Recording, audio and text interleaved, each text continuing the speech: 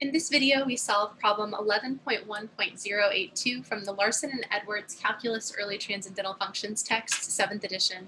The problem statement says, to carry an m equals 400-pound cylindrical weight, two workers lift on the ends of short ropes tied to an eyelet on the top center of the cylinder.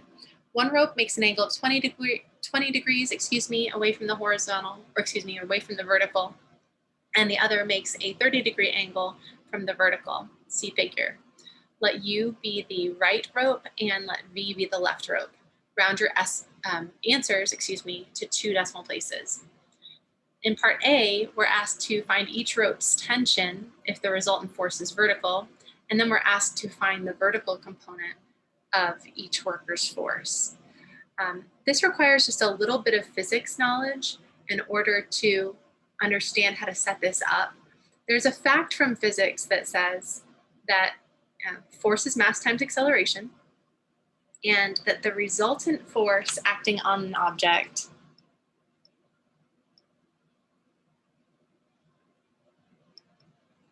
is the sum of the forces acting on that object. And that I is just representing, I equals 1, I equals 2, I equals 3 for the number of forces that happen to be acting on that object.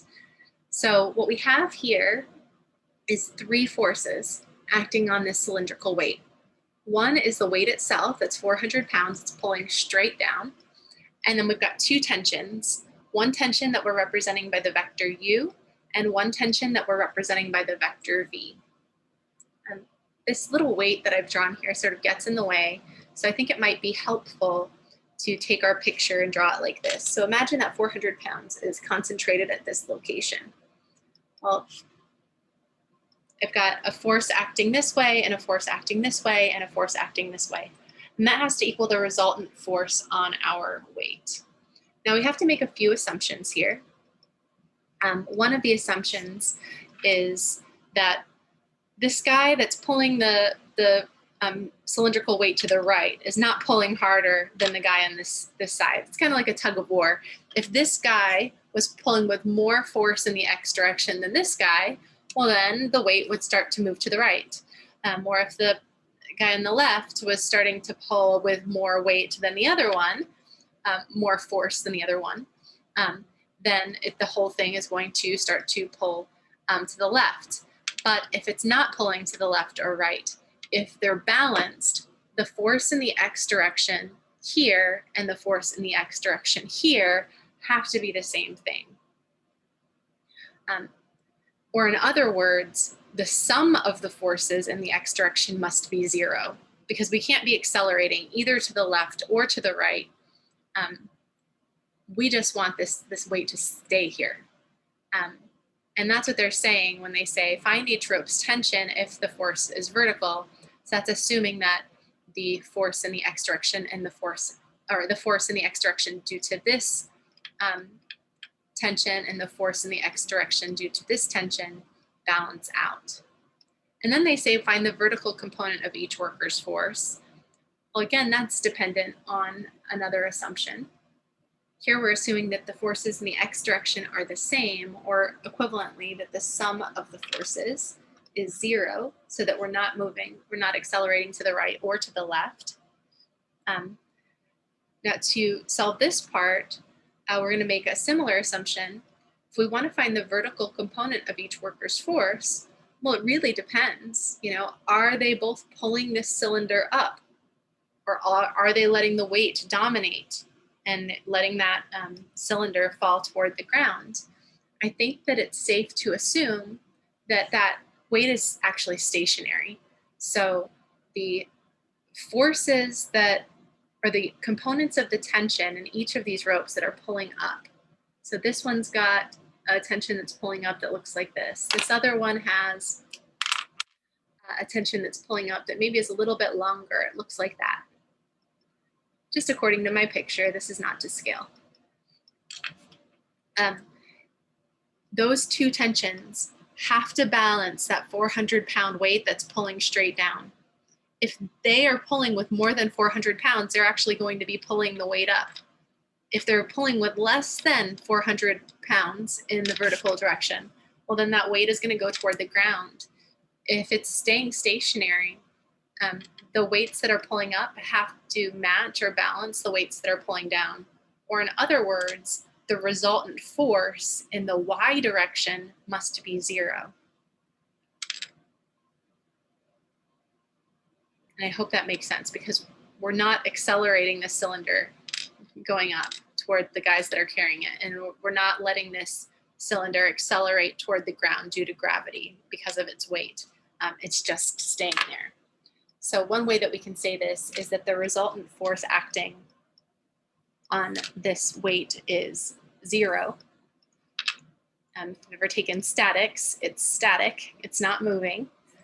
And we've actually got 3 forces acting on it: force 1, force 2, and force 3. And, oops, 3, not W. We add those up, we have to get the resultant force of 0. Or in our case, in this picture, we see a vector U, a vector V, and a vector W. So we know the sum of the forces in the x direction is 0, the sum of the forces in the y direction is 0, and the tension in the cable over here is the magnitude of the vector U, and the tension over here is given by the vector V, and we want its magnitude as well in order to find, or in order to answer part A. Okay, so that's what we want. We want the sum of the forces in the x direction to be 0, so we're not pulling left or right, and we want the sum of the forces in the y direction to be 0, so the weight is not being pulled up and it's not being pulled down. Now, this is the notation that we would use in physics class. I'm going to use that notation here. But we're going to use subscripts for something different in Calculus 3. So keep that in mind. Later, that's going to represent something else. For right now, this is the sum of the forces in the x direction equals 0, and the sum of the forces in the y direction equals 0. Okay, so we need to add the vectors u, v, and w, and we know that they have to equal the 0 vector. Well, that requires finding the components of u and v, and then the component form of w as well, and then adding those 3 vectors component by component and setting them equal to 0. That's going to give us 2 equations with 2 unknowns, and the unknowns are the magnitudes of the vectors u and v. So let's start with the vector u over here. I know that this angle with the vertical is 30 degrees, and the magnitude of that vector can be written that way. You can write it with the double bars if you want to. Single bars represent the same thing. It kind of looks like absolute value, but it's not. That's the common notation beyond Calculus 3. So I'm going to skip the double bar notation and go straight to the single bar notation. Now, if I want the x component of this vector u, that's the part of that tension that's pulling in the positive x direction. Since this angle is 30 degrees, I can use trig in order to find the length of this side.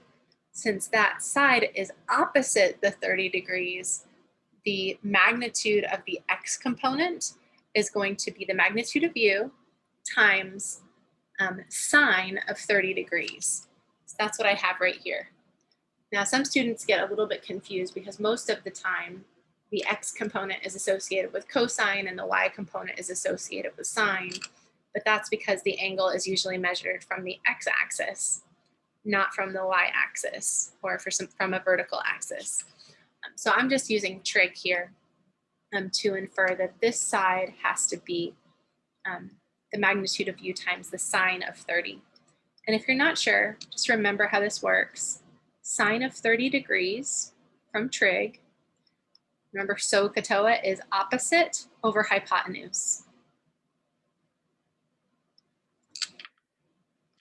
So if I'm solving for the opposite side, it should be the length of the hypotenuse, which is the magnitude of the vector u, times the sine of 30 degrees. Similarly, this side over here involves cosine. Cosine of 30 degrees is going to be adjacent over hypotenuse. So the adjacent side, that's our y component, is equal to the magnitude of u times cosine of 30 degrees. So that's what I have here. And then we want to do something similar with our vector v. I want to break it into two components, an x component and a y component. And I'm sorry, I used the wrong colors. I'm going to use blue from now on.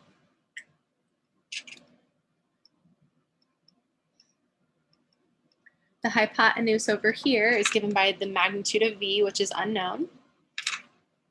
To find the x component, well, that's opposite the 20 degrees. So the vector v has an x component of the magnitude of v times sine of 20 degrees. But wait a minute, that's pulling in the negative x direction if I choose to let my origin be right here. So I want to put a -1 in front of that because it's going the opposite direction from that vector over there. Okay, and then for the y component, or the part that's pulling straight up, well, according to right triangle trig, that is the hypotenuse times the cosine of 20 degrees. Because that side is adjacent to the 20 degrees, we have a cosine here. Because this side is opposite the 20 degrees, we end up with a sine factor for that one. So here we have the magnitude of v times the cosine of 20 degrees for the vertical component of the vector v. And again, if you would rather have these flipped, you could just say if that's 30, then this must be 60, and if that's 20, this must be 70. And then you can write everything in terms of 60-degree angles and 70-degree angles instead of 30-degree angles and 20-degree angles, and then the formulas will look a little bit more similar to what you're used to. Okay, so we're adding those two vectors together. And we also need to add our third vector, the weight. The weight is pulling straight down, so it has no x component, and the y component is -400 pounds. Okay, now provided that this cylinder is stationary, u plus v plus w has to equal 0.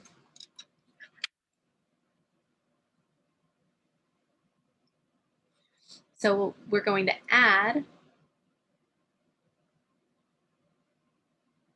this is equal to a vector 0, that's the 0 vector. These are all components in 2 dimensions.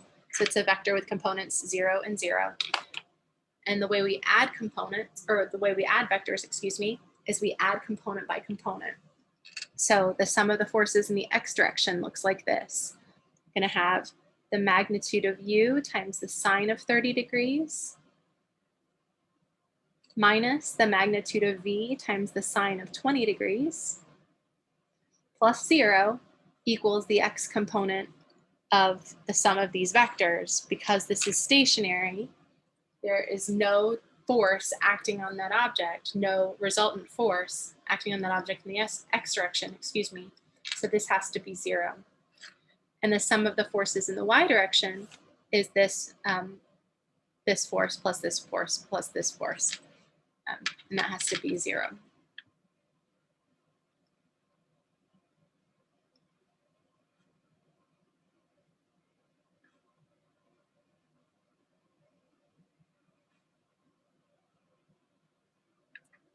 So we've got 2 equations and 2 unknowns. You can solve this however you want.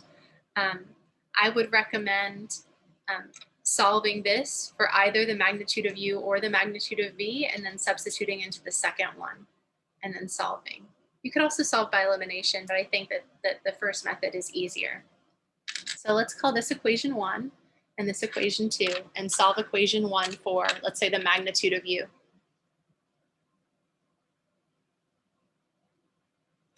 So if I want to get this magnitude of u by itself, the first thing I need to do is get rid of this term. So I'll add it to both sides.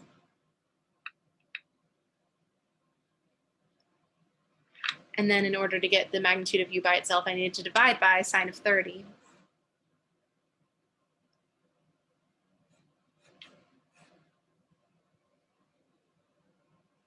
Okay, so now I have the magnitude of u in terms of the magnitude of v.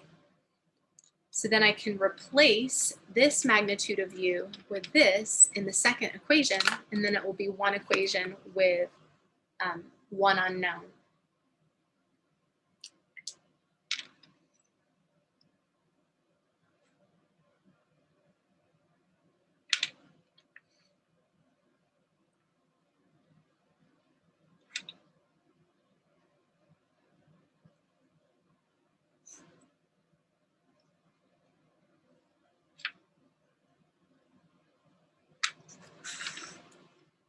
Okay, that's my plan. So I'm replacing this guy with this guy.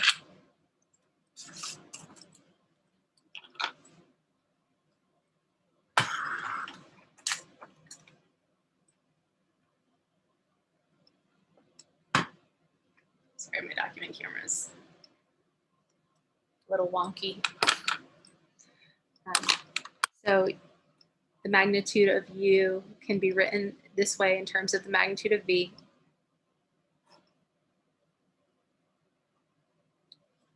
And then that was multiplied by cosine of 30.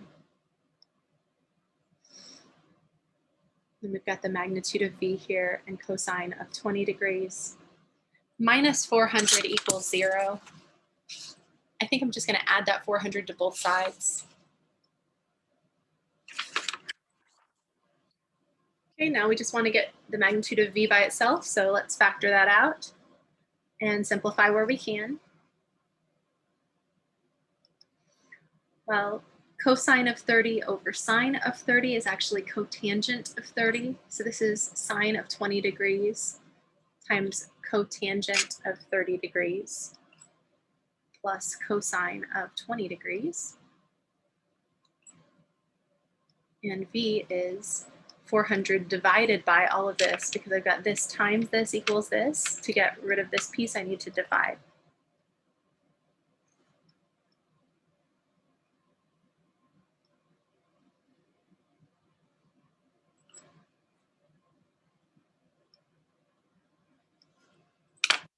Okay, now let's use our calculator to find out what that magnitude is.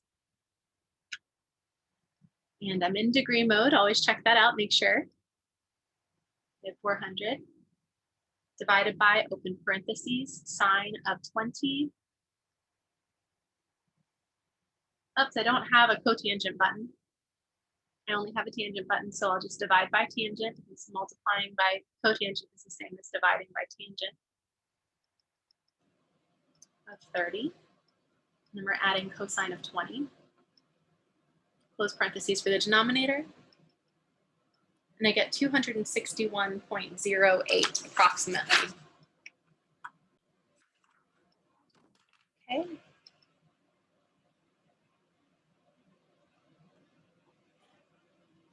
And that is the number of pounds here. That's the magnitude of v. Okay, now we also need the magnitude of u. And remember from before, magnitude of u was the magnitude of v times sine of 20 degrees divided by sine of 30 degrees.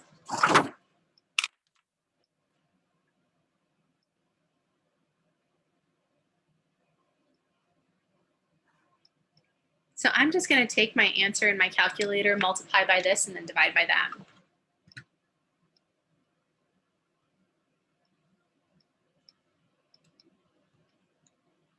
And I get approximately 178.59 pounds as well.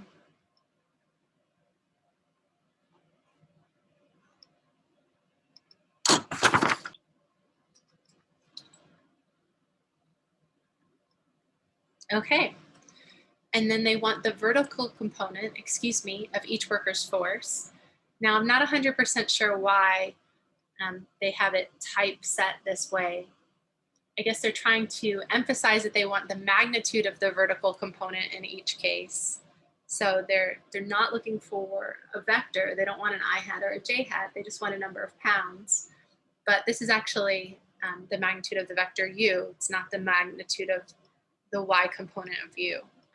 And this is not the magnitude of the y component of v. So I'm not 100% sure about their notation there, but it's okay. We can still give them what they want. Here are our component forms for u and v. The vertical component of u is just the y component. It's going to be the magnitude of u, which we just found, times cosine of 30 degrees. So I'm going to take this 178.59, that's my magnitude of u, and I'll multiply by cosine of 30. And I get 154.66 approximately. And then the vertical component of V is the magnitude of V times cosine of 20. And the magnitude of V was right here. So I'll just take 261.08 and multiply by cosine of 20. And I get approximately 245.33 pounds. Now you can always check this out. Remember, the sum of the forces is supposed to be 0. We don't want this cylindrical weight just plummeting toward the ground. We don't want it sort of flying up at the people who are pulling on it straight up. We don't want the guy pulling too much to the right or the guy pulling too much to the left. We want everything to be balanced. We want it to just stay nice and steady. If that's true, the two forces pulling up together should balance that 400 pounds going down. So these two vertical components ought to add up to 400 pounds. Now there might be a rounding error, so that's approximate. We've got 154.66 plus 245.33, pretty close to 400 pounds. So we know we did that right. And also, remember these two horizontal components should balance. How much we're pulling to the right should be exactly balanced by how much we're pulling to the left. So let's see if those balance. Just to check our work, the magnitude of U times sine of 30 is 178.59 multiplied by sine of 30. Okay.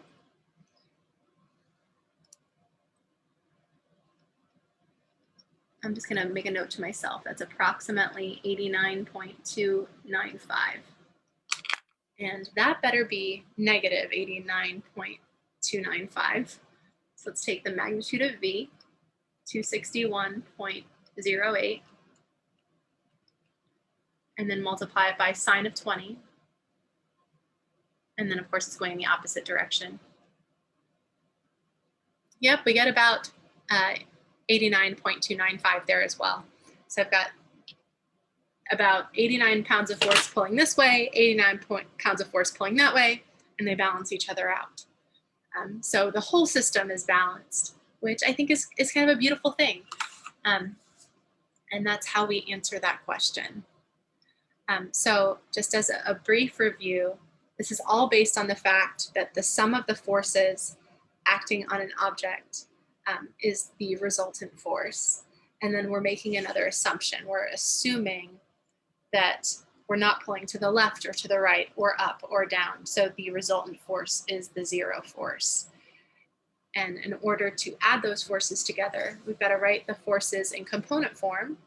We had to write them in terms of the unknown magnitudes, magnitude of U and magnitude of V. And then we just add component by component. And that gives us two equations and two unknowns that we can solve for the magnitude of U and the magnitude of V. And you can use that. You can solve this system of two equations and two unknowns however you want. I used the substitution method. So I took the first equation and solved for the magnitude of U. And then I replaced the magnitude of U with that expression here to get one equation and one unknown. Oops. That's this one. And then we're just trying to get magnitude of V by itself. So we factor it out and then we divide to get the magnitude of V. And once we have the magnitude of V, we substitute there to get the magnitude of U.